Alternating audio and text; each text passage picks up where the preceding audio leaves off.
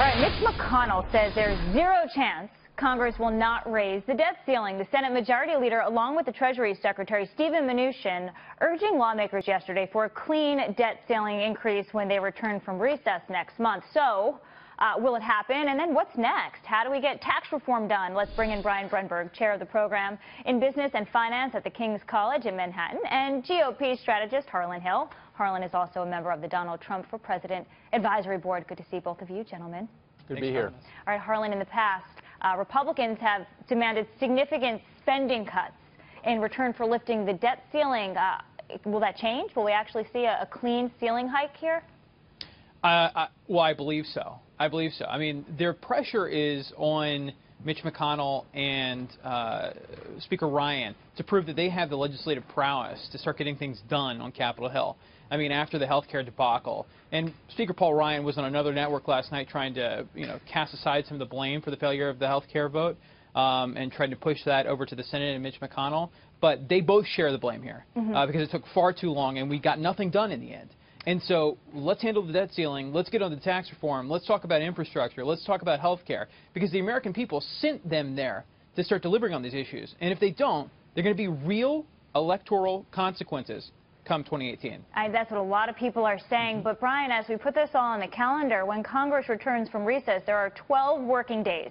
And in that time, they do have to increase the nation's debt ceiling. They have to pass a budget, and then they can tackle tax reform. Are you optimistic that we'll see an overhaul of the tax code? I don't think you're going to see an overhaul of the tax code. I think you're going to see something more doable, and that is a tax cut. I think you're going to see Republicans go after a middle-class tax cut, something that they know they can build support around within their own party. They might even pick off a few Democrats on that one if they keep it simply to a middle-class tax cut. But you're not going to see anything nearly as ambitious as they were talking about with taxes at the beginning of the year, because they've put themselves in a bind. They have a lot to do now. They have to prove that they can govern, and the way to do that is to get tax reform passed by the end of the year. It's going to be a smaller tax cut. Yeah, Harlan, one of the leaders of MoveOn.org, he said any Republican or Democrat who signs on to the tax reform will incur the wrath of a public that thinks the economy is rigged for the rich. So Democrats are uniting or trying to unite, maybe opposed from some Democrats in states that went for Trump, Harlan, but they're trying to unite against any tax cut for the rich. Isn't this an issue that we can all kind of, the low-hanging fruit here, tax reform? Doesn't everybody want to see a tax cut? Why can't we see unity here? Yeah, frankly, that person from MoveOn.org is delusional. I mean, when you look at the polling here, over 90% of Americans think that the tax structure in this country makes no sense. Over 47% of Democrats want to see overhaul, comprehensive tax reform. And so this is a bipartisan issue. And I believe that Brian's absolutely right. I mean, there should be Democrats that are able to be peeled off by Republicans here and pass something really substantial.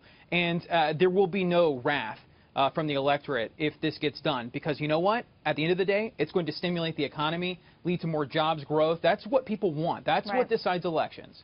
And that's the Republican argument. Brian, let me let you wrap this up here. Do you think the stock market has priced in tax reform, or are investors saying we're just going to push it back? No, I do think it's priced in a little bit of a tax cut. Look at last week when we had some of the noise around whether Gary Cohn was going to stay in the administration or not, and you saw the market react very strongly to that.